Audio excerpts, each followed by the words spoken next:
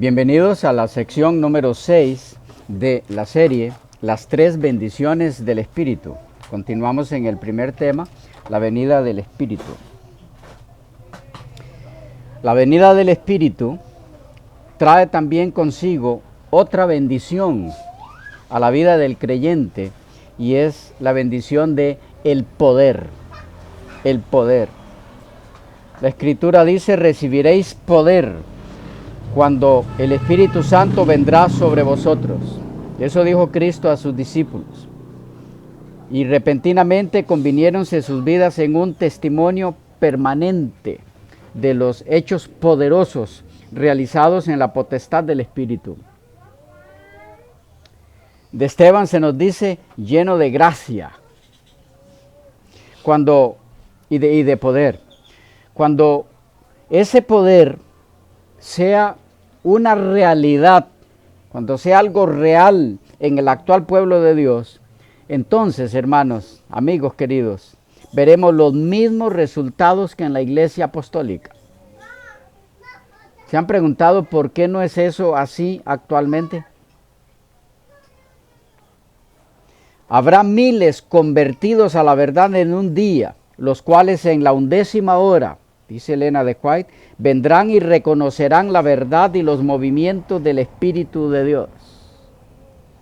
Habrá miles convertidos a la verdad en un día, los cuales en la 11ª hora verán y reconocerán la verdad y los movimientos del Espíritu de Dios.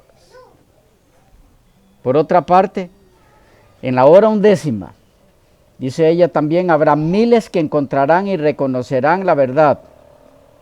Implica que estas conversiones a la verdad se realizarán con una rapidez que sorprenderá a la iglesia, y únicamente el nombre de Dios será glorificado. Allí no habrá ningún talento, ninguna capacidad humana recibiendo gloria.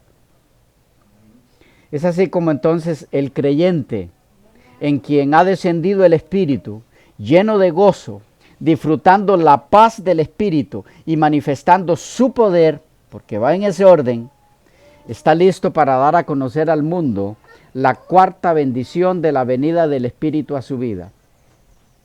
El amor abundante. Siempre será en abundancia los resultados de la venida del Espíritu. El amor es la corona de todas las bendiciones del Espíritu. El amor es la máxima forma de dar a conocer a Dios al mundo. Es el clímax de todas las virtudes.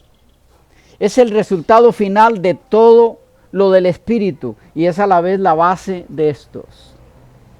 ¿Saben que es importante que captemos o más bien el por qué? El amor es la máxima manifestación del descenso del Espíritu, la máxima manifestación de Dios en el creyente a través del Espíritu Santo. ¿Por qué? Capté la pregunta, o quedó un poco allí media formulada, un poco extraño. ¿Por qué el amor es la máxima expresión de Dios manifestándose por el Espíritu en el creyente? ¿Por qué? Miren algo curioso, que de paso, a manera de paréntesis, nos ayuda a cimentar nuestra fe en la creencia en un Dios en tres personas, que no es el tema ahora, pero que a manera de paréntesis podemos tomarlo. Permítanme ponérselos así.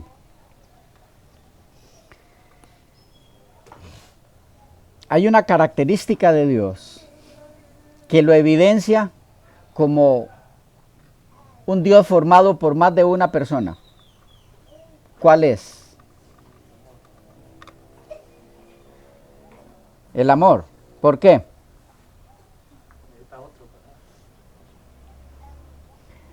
¿Cómo puede saberse que una persona está llena de amor? Solo hay una forma. Por sus actos hacia otra persona, por lo menos una más. La Biblia nos presenta a Dios como un Dios de amor. ¿Desde cuándo? Desde siempre. Dios es amor. Cuando 1 Juan 4:8 dice Dios es amor, lo es desde que Él es. ¿Estamos de acuerdo? No dice Dios llegó a ser amor. Dios es. Su naturaleza es amor. Pero, ¿cómo puede ser Dios amor si hubo un tiempo en el que, bueno, según los que no creen en Dios en tres personas, desde la eternidad Él ha sido solo una persona? ¿Cómo puede ser amor si no tenía a quien amar? Vaya, estamos hablando de antes de crear. Antes de crear Dios estaba solo. ¿De acuerdo? ¿Sí? Antes de crear estaba solo. El Dios del que habla la Biblia. La pregunta es, cuando estaba solo, ¿era amor? ¿Cómo? Si es que era una sola persona, ¿cómo es amor? ¿Cómo era amor? ¿A quién amaba? Me estoy comunicando el punto. Si Dios es una sola persona, no tres ni dos, ¿a quién amaba antes de crear al mundo? Antes de crear el universo, los ángeles y todos los seres que hizo. Si era Él solo y Él es una sola persona, ¿a quién amaba? Entonces hubo un tiempo en que Dios no era amor. ¿Me captan? Dios, como un Dios de amor, es una de las mayores evidencias de la pluralidad de personas en Dios. Uno amaba al otro. El Padre amaba al Hijo y al Espíritu, y el Espíritu amaba al Padre y al Hijo, y el Hijo amaba al Espíritu y al Padre. Solo puede haber amor cuando puede manifestarse. Pero si solo se amaba a sí mismo, ¿eso cómo se llama? Egoísmo. Era un paréntesis. Que nos ayuda a reforzar un poco nuestro concepto de la pluralidad de personas en Dios. Bueno, se lo dejo ahí para que lo analicen un poco.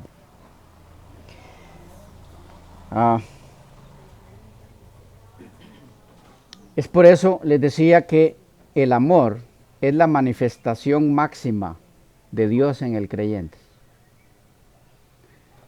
El creyente amando es la manifestación máxima del Espíritu de Dios, que actualmente es el representante de la deidad en la tierra, en la vida del creyente. ¿Van siguiendo el hilo? Así entonces el creyente, a quien el Espíritu Santo ha llenado con su vida, está lleno del amor de Dios para desbordarse hacia sus semejantes.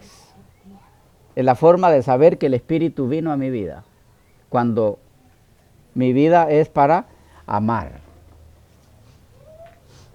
a los demás. Ese amor se manifiesta en las siguientes formas. Aquí están algunas pautas para saber si el Espíritu de Dios ha descendido a mi vida.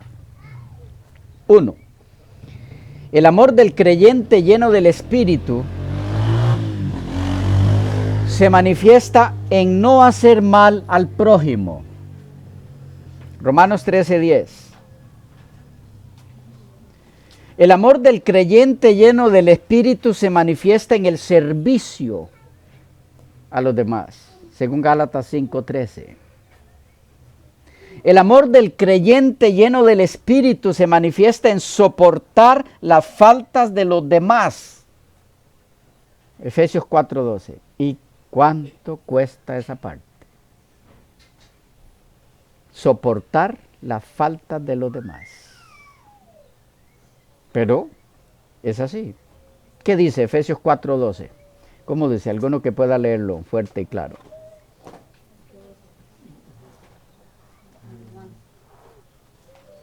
Efesios 4:12. Dice así: a fin de perfeccionar a los santos para la obra del ministerio, para la edificación del cuerpo de Cristo. Entonces tengo equivocado el texto.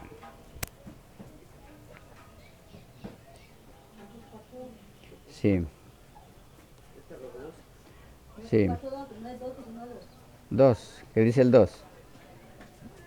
Con toda humildad y mansedumbre, soportándoos con paciencia los unos a los otros en amor.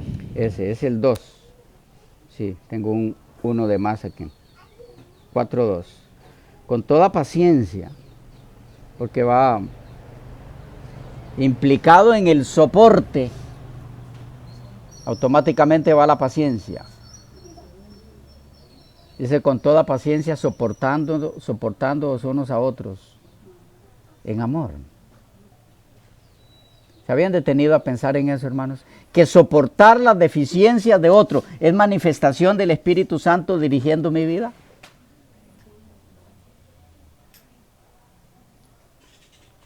El amor del creyente lleno del Espíritu se manifiesta en la ausencia de temor. Primera de Juan 4:18. A manera de resumen de las 4 bendiciones de la venida del Espíritu a la vida del creyente, podríamos decir que el creyente gozoso, inundado de paz y del poder de Dios, es la única persona capaz de amar a Dios y al prójimo. Sin la venida del Espíritu, tal misión es imposible. Esto conlleva muchas otras cosas que no vamos a tocar aquí. Nadie puede amar si no está guiado por el Espíritu Santo. Jóvenes, señoritas, cuando la Biblia dice no os unáis en yugo desiguales, por eso. Yugo desiguales con alguien que no comparte la misma fe. No creemos en el mismo Dios ni en las mismas enseñanzas de Él. Por lo tanto, si no tiene el Espíritu Santo, no puede amar. ¿Y cómo es que has de unir tu vida con alguien que no puede amarte? Ya iniciaste fracasado o fracasada.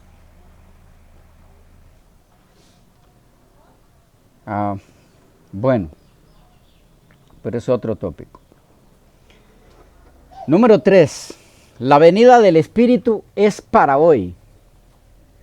Vimos un poquito de esto en la introducción en algunas citas de la hermana White. Avancemos ahora un poco más con la escritura. La venida del Espíritu es para hoy. Este tercer aspecto de la venida del Espíritu es quizá uno de los más urgentes de clarificar. El concepto actual del pueblo de Dios al respecto, casi en forma general, es que el descenso del Espíritu con todo su poder es algo para el futuro distante. Cuando algún acontecimiento no muy claro todavía tenga lugar en la iglesia y produzca un despertar que dé lugar entonces al descenso del Espíritu. Este pensar totalmente ajeno al escrito está y a las instrucciones de la señora Elena de White ha hecho de la iglesia de Dios actual un puñado de personas ineptos para cumplir la más mínima misión recibida por Dios. Y ha dado como resultado reuniones fúnebres, cultos momificados, cantos ahuyentadores de ángeles de Dios, esfuerzos evangelísticos cainíticos. ¿Saben qué es cainítico, verdad? Sin sangre. Carentes del poder de la sangre de Jesucristo evidenciado en las obras del Espíritu. Esfuerzos estos cuyos frutos evidencian la dependencia total de los métodos humanos y la ausencia casi total del poder del Espíritu. Y la única forma de que esto cambie es cambiando nuestro concepto respecto al tiempo en el que ha de descender el Espíritu. Ese tiempo es hoy. Algunas declaraciones inspiradas al respecto. Nótense cómo usa Elena de White en estas frases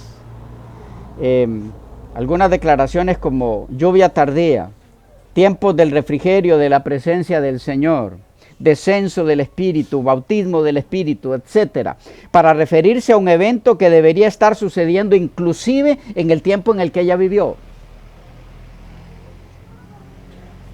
algunas declaraciones. Ustedes pueden cotejarlas luego con la bibliografía al final de este material, que como repetimos pueden buscarlo en nuestra página en PDF.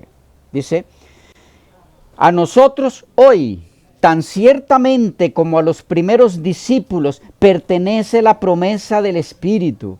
Dios dotará hoy a hombres y mujeres del poder de lo alto, como dotó a los que en el día de Pentecostés oyeron la palabra de salvación. En este mismo momento, su Espíritu y su gracia son para todos los que los necesitan y quieren aceptar su palabra al pie de la letra. Noten que a la vez hay condiciones. ¿Ok? Otra. Pero hay poder para nosotros si queremos tenerlo. ¿Hay qué? Poder, si queremos tenerlo. Hay gracia para nosotros si queremos apreciarla. Para hacernos dado el Espíritu Santo, aguarda tan solo que lo pidamos con un ardor de propósito proporcional al valor del objeto que perseguimos. Que la vimos en la introducción, por cierto, esta cita. Otra. La ausencia del Espíritu es lo que hace tan impotente el ministerio evangélico. Puede poseerse saber, talento, elocuencia y todo don material o adquirido, pero sin la presencia del Espíritu de Dios, ningún corazón se convertirá, ningún pecador será ganado para Cristo. Por otro lado, si sus discípulos más pobres y más ignorantes están vinculados con Cristo y tienen los dones del Espíritu, tendrán un poder que se hará sentir sobre los corazones. Dios hará de ellos conductos para el derramamiento de la influencia más sublime del universo. ¿Por qué no tener hambre y sed del don del Espíritu, puesto que es el medio por el cual hemos de recibir poder? ¿Por qué no hablamos de Él, oramos por Él y predicamos acerca de Él? El Señor está más dispuesto a darnos su Espíritu que los padres a dar buenas dádivas a sus hijos. Todo obrero debiera solicitar a Dios el bautismo del Espíritu. Debieran reunirse grupos para pedir ayuda especial, sabiduría celestial, a fin de saber cómo hacer planes y ejecutarlos sabiamente. Debieran los hombres pedir especialmente a Dios que otorgue a sus misioneros el Espíritu Santo. La presencia del Espíritu con los obreros de Dios dará a la presentación de la verdad un poder que no podrían darle todos los honores o la gloria del mundo. El Espíritu provee la fuerza que sostiene en toda emergencia a las almas que luchan. En medio de la frialdad de sus parientes, el odio del mundo y la comprensión de sus propias imperfecciones y equivocaciones. El celo por Dios movió a los discípulos a dar testimonio de la verdad con gran poder. ¿No debiera este celo encender en nuestro corazón la resolución de contar con la historia del amor redentor de Cristo y de este crucificado? De contar la historia del amor del Redentor de Cristo y de este crucificado. ¿No vendrá hoy el Espíritu de Dios en respuesta a la oración ferviente y perseverante para llenar a los hombres de un poder que los capacite para servir? ¿Por qué es entonces la iglesia tan débil e inerte? Dice ella, estas escenas han de repetirse con mayor poder. El descenso del Espíritu Santo en el día de Pentecostés fue la primera lluvia, pero la última lluvia será más abundante. El Espíritu espera que lo pidamos y recibamos. Cristo ha de ser nuevamente revelado en su plenitud por el poder del Espíritu. Los hombres discernirán el valor de la perla preciosa y junto con el apóstol Pablo dirán: las cosas que para mí eran ganancia, él ha reputado pérdidas por amor a Cristo. Y ciertamente aún reputo toda cosa perdida por el eminente conocimiento de Cristo Jesús mi Señor. Filipenses 3, 7 y 8. Dice más ella, los dones ya son nuestros en Cristo.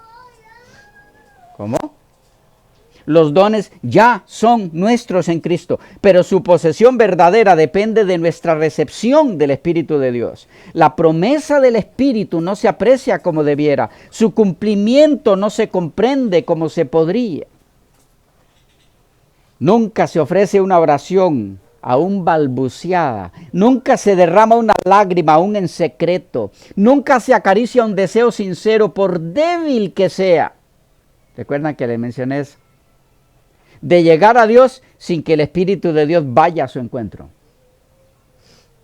Aún antes de que la oración sea pronunciada o el anhelo del corazón sea dado a conocer, la gracia de Cristo sale al encuentro de la gracia que está obrando en el alma humana. Hermano cristiano, si esa es la disponibilidad y el deseo de Dios respecto a auxiliarnos, ¿por qué su Espíritu no ha venido como lo ha prometido en toda su fuerza y plenitud?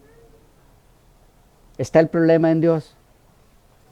Continuemos con otras declaraciones inspiradas y notemos la relación entre lluvia tardía, fuerte pregón, mensaje del tercer ángel y tiempo actual. Enfatizado por Elena de White como el ahora. Dice, Joya de los Testimonios, tomo 1, página 75.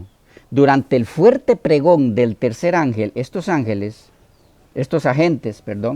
los gobernantes, tendrán oportunidad de recibir la verdad y algunos de ellos se convertirán, soportarán con los santos el tiempo de angustia. Se convertirán y soportarán con los santos el tiempo de angustia. Ahora es el momento de dar la última amonestación. Estoy leyendo otra cita. Hay un poder en la presentación de la verdad en el tiempo actual. Pero, ¿cuánto tiempo durará? Tan solo un poquito. Si alguna vez hubo una crisis, es ahora. Todos están decidiendo ahora su destino eterno. Es necesario despertar a los hombres para que comprendan la solemnidad del tiempo, la proximidad del día en que terminará el tiempo de prueba de los hombres. Deben hacerse esfuerzos definidos para presentar a la gente y en forma descollante el mensaje para este tiempo. El tercer ángel ha de ir con gran poder. Nadie ignore esta obra ni trate como si tuviera poca importancia. ¿Notan cómo relaciona mensaje del tercer ángel con el tiempo actual, ahora, hoy? Y el mensaje del tercer ángel es el mensaje final.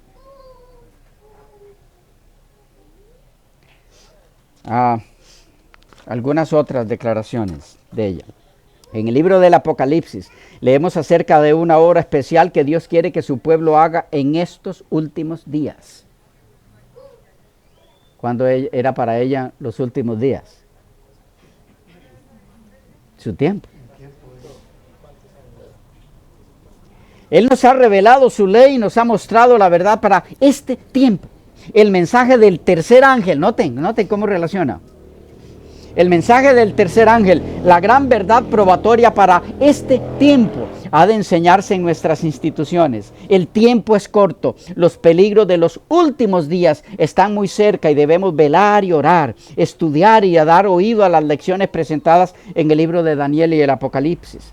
Por lo tanto, no se pierda más tiempo en nuestras instituciones, es lo que quería decir, en explayarse en las muchas cosas que no son esenciales y que no mantienen relación alguna con las necesidades presentes del pueblo de Dios. No se pierda más tiempo en enaltecer a los hombres que no conocen la verdad, hablando de autores mundanos, porque el tiempo está cerca. Apocalipsis 1:3. No hay ahora tiempo para llenar la mente con teorías de lo que vulgarmente se llama educación superior. El tiempo consagrado a aquello que no tiende a moldar el alma a la semejanza de Cristo es tiempo perdido para la eternidad. No podemos permitir esto por cuanto cada momento rebosa de intereses eternos. Hemos de permitir ahora, cuando la gran obra de juzgar a los vivos está por empezar, que ambiciones no santificadas se posesionen del corazón y nos induzcan a descuidar la educación requerida para hacer frente a las exigencias de este tiempo peligroso. Ha llegado el momento en que por medio de los mensajeros de Dios, el rollo de la Escritura se está desenrollando ante el mundo. La verdad encerrada en el mensaje de los ángeles primero, segundo y tercero ha de ir a toda nación, tribu, lengua y pueblo. Iluminar la oscuridad de todo continente y extenderse a las islas del mar. No se ha de permitir que cosa alguna de invención humana retarde esta obra. Una más. El mensaje que llevamos es mundial, debe llegar a todas las naciones, lenguas y pueblos. El Señor no requerirá de ninguno de nosotros que salga con este mensaje sin darnos gracia y poder para presentarlo a la gente de una manera que corresponda a su importancia. La gran cuestión para nosotros hoy es, ¿estamos llevando hoy al mundo este solemne mensaje de verdad de tal manera que manifieste su importancia?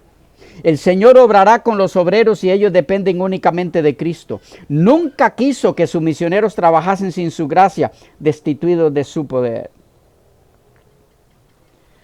Si hemos de entender esta declaración última, es necesario captar que es imposible predicar el mensaje de los tres ángeles si estamos destituidos del poder del Espíritu Santo. No puede suceder una cosa sin la otra. Se ha de realizar una gran obra en la presentación de las verdades salvadoras del Evangelio a los hombres, sigue diciendo ella. Tal es el medio ordenado por Dios para detener la marea de corrupción moral. Es su medio de restaurar su imagen moral en el hombre. Es su remedio para la desorganización universal. Es el poder que une a los hombres. Presentar estas verdades es obra del mensaje del tercer ángel. El Señor quiere la proclamación de este mensaje, que sea la obra más sublime y grandiosa que se lleve a cabo en el mundo en este tiempo. El Señor desea que se siga proclamando con creciente eficiencia el mensaje del tercer ángel, como obró Él en todos los siglos para dar victorias a su pueblo. En esta época anhela llevar a un triunfante cumplimiento sus propósitos en favor de su iglesia. Notan cómo insiste en el cumplimiento actual del descenso del Espíritu para poder cumplir la misión como iglesia. No es asunto del futuro. Se nos fue el tiempo. Continuamos en la próxima sección.